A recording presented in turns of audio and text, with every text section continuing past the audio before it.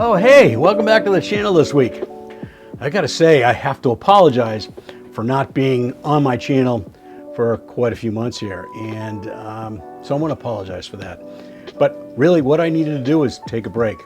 It's really tough coming up every single week, coming up with a new video, and I was falling behind, and I just said, you know what, it's summer, I got tons of stuff to do.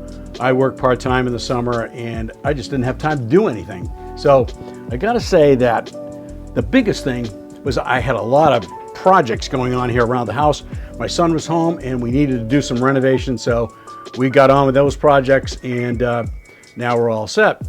But what I want to try and do is I want to try and reboot this channel a little bit, do some film shooting, go out and I got to get out of here, get out and shoot, and I want to try and maybe photograph interesting people, other photographers. I think that'd be a lot of fun doing this. So we're going to do some different things on this channel, and I hope you stick around for that. But that's not the reason for this video. The reason for this video right here is the Fuji X-T50.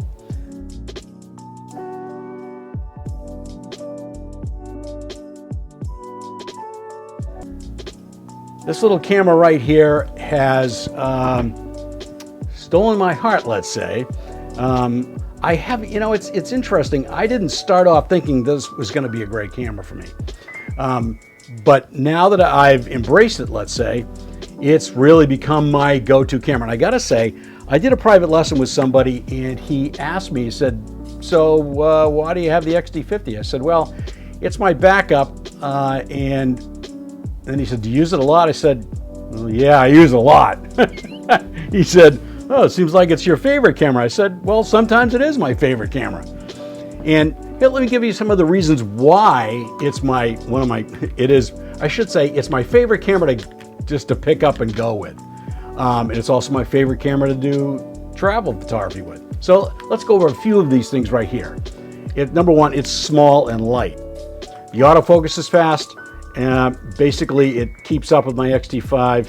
I'm not going to be shooting sports with it anytime soon, but you know what? It's a great little camera for that, for being a backup. I love this film simulation dial. This was something that I didn't expect to like, but now that I have a universal film simulation recipe in here, I can use any of these film simulations with that particular recipe, and the images look great in JPEG.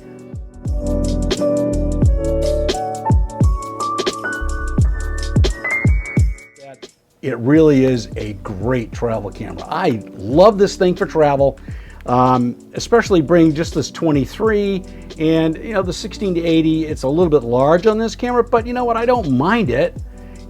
I just rather use maybe something else if I can, and a smaller prime like the Fujifilm lenses are great for that. So here are some travel images taken in Martha's Vineyard, the coast of Maine, and out in Oregon.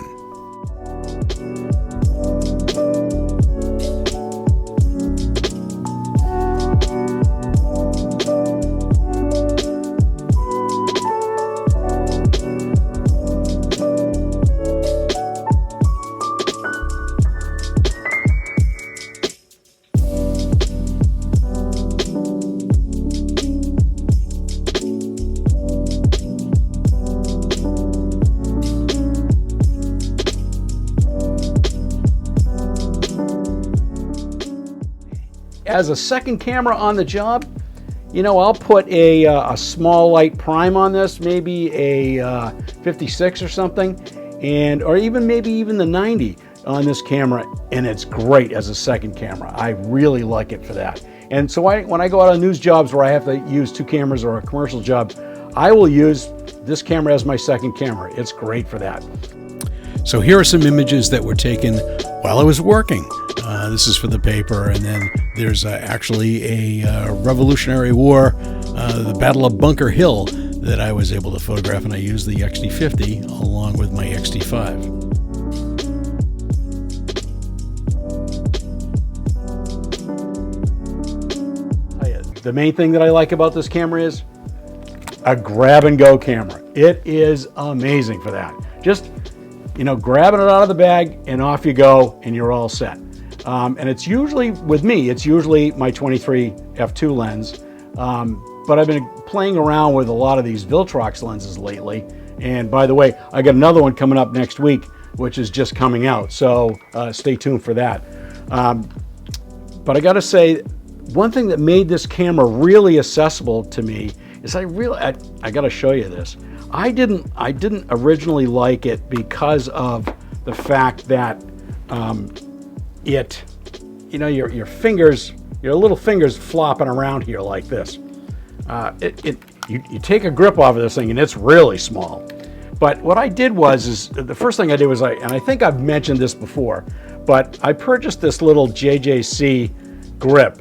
It's not the same color. The small rig version is the same color, but it's black. And what I did was, I don't know if you can see this or not, but I put this grippy tape here on the front of this because this is a smooth grip and it works great. It grips your hand. It's awesome. And it just makes it so you can hand hold this camera without a strap if you want, and it's great. So, let's go and look at some photographs that I've made with this camera over the past couple of years. And I gotta say that it's been great, and I've gotten some really, really good images, some really nice images with it. When I've done tours, when I'm going around helping people look at different scenes, like my Costa Maine tour that I did recently, I love to have this camera with me because it really does solve a lot of problems. So let's get to some images right now, and I think you'll enjoy them. And here are some of my favorite images taken over the last couple of years with the X-T50 as a grab-and-go camera, a camera that I just grab in my bag and I'm out the door with it. It makes life so much easier for a nice, small, light camera.